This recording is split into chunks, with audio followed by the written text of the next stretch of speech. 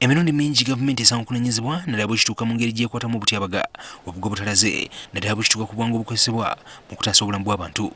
Kati abakugu bakitadde ku bunafu mu bitongole bya gavumenti ebivunaanyizibwa nga kw'ossa n'obutabana bukugu busaanidde kubanga mbeera ebeguddewo. Extant or existing institutions generally lack capacity.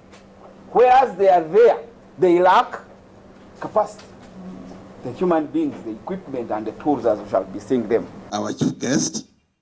Bano okwogera bino bawadde mu kubaganya birowoozo mu ngeri gavumenti gyekuttemu ssaako n'okwerinda obutyabaga obuze bufiiramu abantu abawera. There is lack of will on the side of the people, citizens, and lack of will on the side of the citizens. Disaster management is not an ordinary business.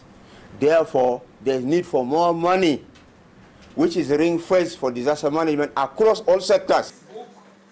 Abakugu kubadde Dr. Sylvester Kugonza bagala gavumenti yongere ensimbi zeeteka mu bitongole byayo ebikola ku bigo bitalaze.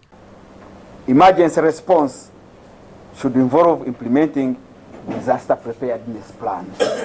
You just activate an already existing plan because you anticipated something could go wrong.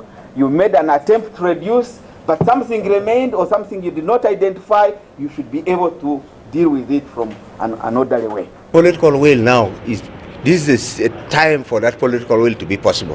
When disaster occurs, it becomes easier now to convince the leaders to release the funding for that disaster preparedness. Minisita Musi Cherungo naye yeetabye mu lukuŋŋaana luno alina kyayogedde ku nsonga eno. All of us. It means we must pause a little as humans and do a lot of rethinking. Nga beekuusa akabenje k'eryato akagwa ku nnyanja Nalubaale bagamba nti abantu bangi bantaasiddwa singa ebitongole biddukirira mu nsonga eno byabadde n'ebikozesebwa.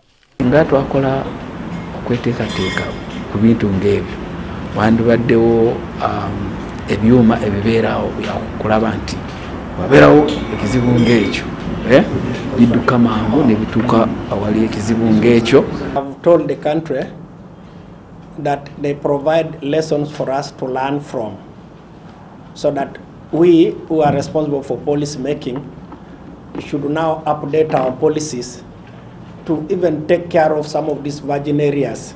Ebirowoozo ebivudde mu lukuŋŋaana luno byakolebwamu ekiwandiiko ekigenda okukwasibwa minisitule y'ebigo bitalaze n'ekigendero eky'okwongera amaanyi mu ngeri ekitongole kino gye kidduukiriramu embeera y'akatyabaga. Ivan Kimukigozi, NTV Akawungezi.